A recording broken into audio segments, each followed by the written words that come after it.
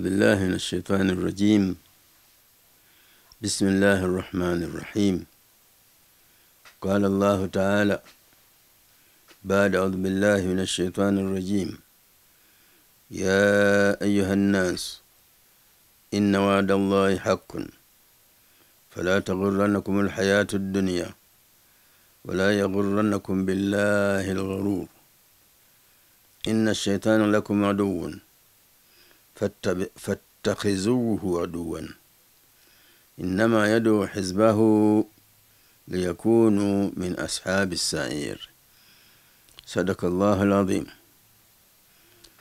abaganda bange abakkiriza, abaami n'abakyala abampuliriza, assalamu alaikum warahmatullahi wabarakatuh.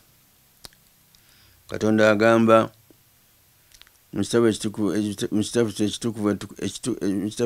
ekitukuvu Quran ng'atulungamya n'okutuyigiriza n'agamba nti ya ayyuha nnas, abange mmwe abantu, inna wa'da Allahi haqqun, mazima endagaano ya Katonda gye yabalaganyisa ya mazima egenda kutuukirira awatali kubuusabuusa kwonna. fala yagurrannakum alhayatu dunya, buleme okubagayaza buno obulamu obw'ensi. wala yagurrannakum billahi alghurur, wadde tikibagayaza ekintu kyonna ku Katonda wammwe, ku bintu byabagamba kyonna ekiyinza okubagayaza tikibagayazanga. inna shaitana lakum aduwun, mazima shaitan gyetuli fedda mulabe waffe. fattakhidhuhu aduwan, nammwe mumufuule mulabe, muleme kumugoberera, muleme kumwagala, muleme kuwuliriza byabagamba. innama yad'u hizbahu liyakunu min ashabi sa'ir, kubanga saitani akowoola ekibinja kye kimugoberera kibeere nga kimugoberera, balyoke babeere bonna nga bonna bakuyingira mu muliro ogwokya ennyo. Mu aya ya Qur'an eno Katonda atuyigiriza n'atulabula ku bigambo ebiriwo mu bulamu bwaffe obw'ensi n'ebinaddirira ku lunaku lw'enkomerero. N'atugamba nti inna wa'da Allahi haqqun, mazima endagaano ya Katonda gye yatulaganyisa ya mazima. Tulina okubeera abalamu, tukole Katonda by'ayagala, ng'okusaala, ng'okusiiba, ng'okusaddaaka, ng'okuyamba abateesobola, n'okubayisa obulungi, n'okuyisa bulungi bakadde baffe n'ab'eŋŋanda zaffe. Tubeere nga tukola birungi byereere, tuleme kugoberera shaitani, kubanga shaitani ejja kuvaawo ekugambe nti abo si baganda bo, kubanga singa babadde baganda bo tebaali kukoze kibi, kuba tebaali kukyaye, kuba tebaali kwagadde, kuba kiki, n'olwekyo naawe baawukaneko.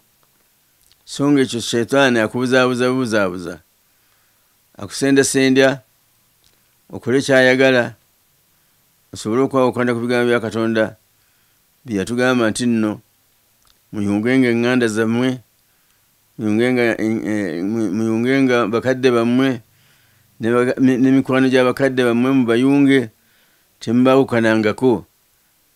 n'emikwano gy'abakadde bammwe temugyawukanangako.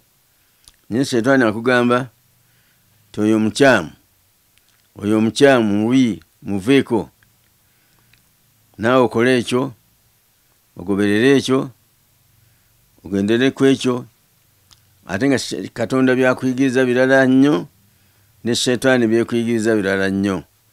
Bw'ogoberera ebya shetani ku nkomerero ya aya eno ekugambye nti ya shetani akoola banne basobole okubeera nga bayingira naye omuliro. N'olwekyo abooluganda, Katonda yatulaganyisa obulamu n'okufa, era kati buli lunaku kumpi tulinga ng'abaziika baganda baffe ne mikwano gyaffe n'ab'eŋŋanda zaffe ne bakodde baffe, tubaziika buli lunaku. Amakulu nti abadde mulamu ate obulamu buweddewo. Obuddewo bwe buggwawo agenda mu ntaana. Bw'agenda mu ntaana gy'atandikira olunaku lwe olw'enkomerero. Gy'atandikira okufuna ebirungi byakola ku nsi. Mu kabuli gy'atandikira okufuna ebibi ebyo byakolanga mu nsi. Bwebeeranga ebibi ebisinga obubeera ebingi mu ntaana ojja kubanga obonaabona bonyiibonyi. Tojja kufuna emirembe nakiki n'akamu. Bw'obanga wakola birungi byereere ojja kufuna birungi byereere. Ojja kubanga weesiima, ojja kubanga owummudde ensi, ojja kubanga oli mirembe paka okutuusa olunaku lw'amazuukiro. Awo nawe ekiseera kiwanvu ddala nnyo, kubanga bannaffe abaafa edda n'olwaleero beebase, tebazuukukanga, tebaddanga eri bantu baabwe. Ate ekyo ekiseera nakyo kiwanvu nnyo. Oteeka okukirowoozaako, okole ebirungi sobole okwebaka obulungi, oleme okukola ebintu bya shetani, oleme okubeera obubi. Ekyo kiseera kiwanvu nnyo, tewali akimanyi obuwanvu bwakyo, kubanga bakadde baffe abaafa edda nga Nabbi Muhammad sallallahu alaihi wasallam kakati yakamala emyaka 444 naye nga tavangayo. Ne basahaba bonna abaafa, Abubakar ne Umar ne Uthman n'abalala bonna tebaddanga. Tetubanyi myaka gisigaddeyo okuzuukuka, naye ebyo Mungu yabimanyi. Era bingi nnyo bye tutamanyi bye tulina okukkiriza nti byakubeerawo era bibeerawo. N'olwekyo omuntu bw'abeera mu bulamu buno ateekwa okwenyagira ebiseera by'obulamu, obeera ng'alina amaanyi, asobole okuyimirizaawo esswala, asobole okuyimirizaawo ezzaka, asobole okuyimirizaawo okusiiba omwezi gwa Ramadaani, asobole okuyimirizaawo empagi za hijja ne umura, asobole okuyimirizaawo ebirala ebivunaano byavunaanibwa bingi, ng'okusazaakira abanafu, ng'okutoola zaka mu maali yo eweebwa emitendera gyaweebwa Katonda gyeyogerako, oteeka okusaddaaka buli kiki omuntu aba alina bwetaavu. Bw'obanga olina okuwaayo, tolina kubeera mukodo, tolina kubeera n'akalyakwani, tolina kubeera mu ngeri ez'enjawulo zonna z'omanyi. Omuntu bw'akwata akakutte tayala kukejjako, kubanga bw'akejjako alowooza nti agenda kwavuwala, so nga ate bw'abanga akejjeeko ale Katonda amwongera bwongezi. Mwulidde bannange, Katonda agambye inna wa'da Allahi haqqun, endagaano ya Katonda gye yatulaganyisa ya mazima ddala 100 ku 100, era yakutuukirira. Newankubadde ebiseera bigenze biwanvu ng'olowooza nti bituuka zinga abaawakanya abasooka baawakanya tebagenda kubeerawo, naye nedda tulina okukkiriza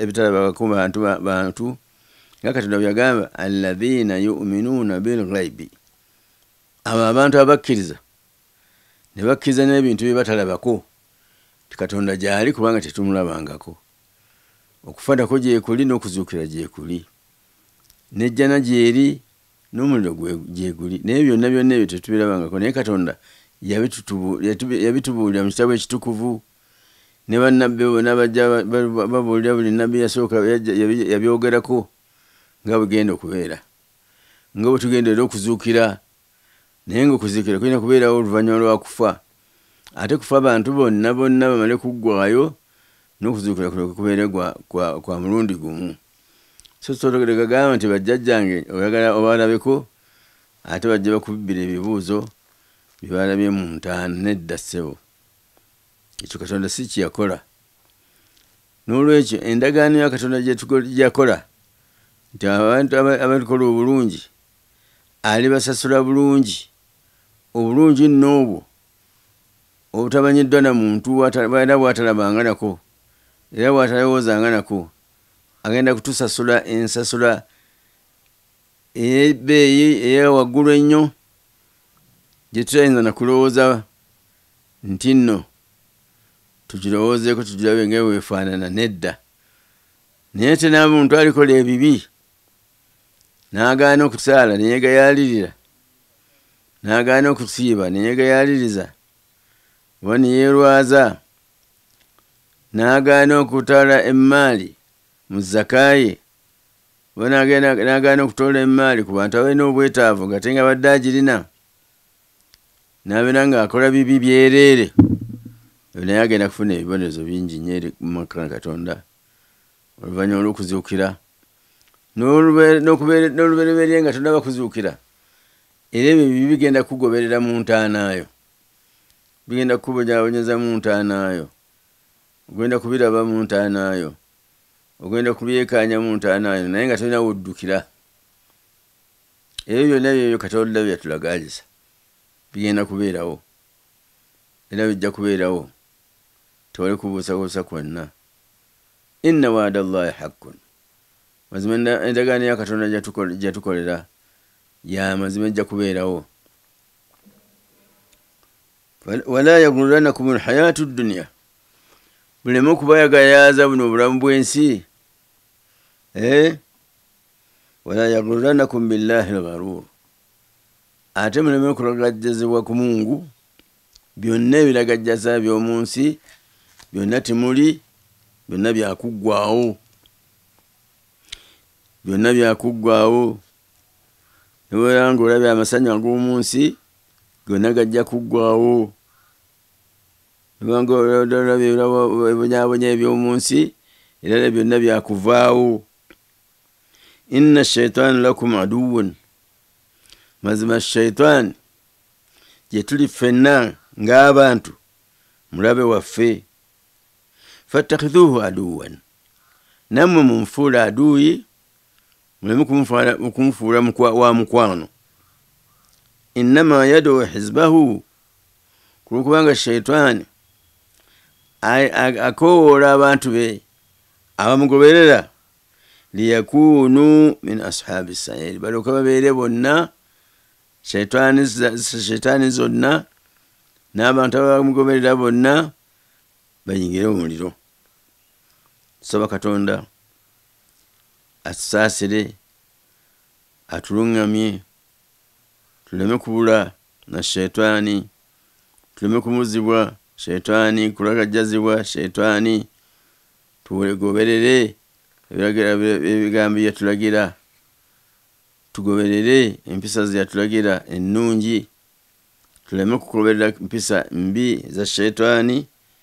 Mungu atuwe emikisa, atuwe emirembe, tuwangaale mu bulamu buno bwaffe nga tuli bulungi, nga tuli bakkiriza balungi, era tufe nga tuli bulungi. Mungu atusiimye, era tuteeke gyonna gye batutereka nga tuli bulungi, tumale emyaka n'emyaka n'ebisiibo n'ebisiibo n'ebyeya okutuusa lwe tuzuukira, era endagaano gye tugaganyisa etuukirire, omuntu afune ebyo yakolera ku nsi. Bw'aba yakola bulungi, Mungu amusasule bulungi bwereere, newankubadde waliwo ebigenda okusookerwako ng'okudduka emisinde oba okudduka embiro okugenda mu ebbaliro lye batugenda okutubalira. Mungu yamanyiyo mu kitundu ffenna, ensi yonna ebeera nga ekuŋŋaanidde mu kitundu ekyo ffenna, ne Mungu yakimanyi. Abalala bagamba kibeera Arafa, abalala tekimanyiddwa bulungi. Mungu yamanyi gyali tugobera, ensi ekwata omuliro, ebire n'ebuleeya, era nga ngenda egoba abantu paka balituuka mu bbaliro. Naye awo munnange ate alina kalungi olutambula otyo otuuke mu bbaliro awatali kagaali, awatali mmotoka, awatali pikipiki, bodaboda, tewali wabula bigere ebyo.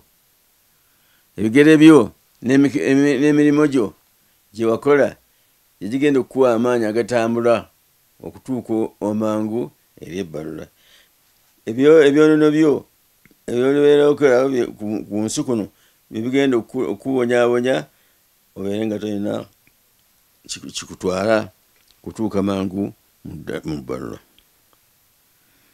Kaana النبي صلى الله عليه وسلم يقام النبي صلى الله عليه وسلم يذهب الصالحون الأول فالأول. bagenda kugenda abantu abalonguufu bave mu nsi muno, asooka nga yasoose, naddako nga abalongoofu bagenda era mulaba abantu abasinga obulungi be bagenda, ababi be basigalawo. Wayabuka kafaratun kafarati as-sa'ir aw at-tamr. Nabbi yagamba abantu abo abalungi bajja kugendanga nga mutunula. Mugenda abantu abalungi bagenda mutunula, bagenda kufa, bagende mu ntaana, bave muffe abadde batubuulirira, abadde batuyigiriza, abadde batuwawula, batuveemu bonna bagende wasigale hufalatun kahfalatu shair aw at-tamr. Wasigale obuntuntu obutaliimu nga bwagala kufaanagana ng'empeke z'eŋŋano enfu, oba empeke z'ebinyeebwa enfu, oba empeke z'embegende enfu, oba empeke z'entende enfuufufu, bibeera nga zezisigaddemu. Olidde la yubalihim Allahu baala. Abo abantu ababi ababeera basigaddewo mu nsi ng'abalungi bo bamaze okugenda, Katonda abeera nga takyabafaako, nga tabafiirako naddala.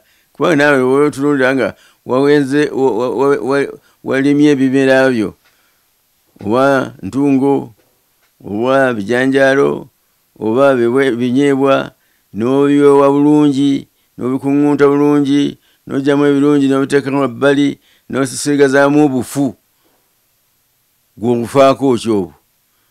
Onoolya obwo obufuufufu naawe tojja okubuwa mukwano gwo, naye tajja busiima. N'abo abantu abasigadde nga abalongoofu bamaze okugenda, Katonda agenda kutwala abalongoofu bagenda omu, wasigale abantu abasigalawo mu nsi muno nga balinganga abantu abafuufufu, ng'ebintu ebifuufufu byolaba, ebimera byewali ofunyemu ebimera ebyafaafaagana, ebyaliibwa kawukuumi, ebyaliaki, omuntu byatayinza nakwegomba kwagala kulyako, nga be bantu abasigaddewo, naye nga naye Mwenyezi Mungu tabafaako nga kintu oba bayigira bulira oba bayigira wa. Olw'ensonga nneeyo tusaba Mwenyezi Mungu atukuume, atuluŋŋamye ffenna atuluŋŋamye, atuwe ekkubo eddungi, tukwate ekkubo eddungi, tufe bulungi nga Katonda atusiimye, ali daffe Katonda alyoka atwesiibise insha Allahu taala.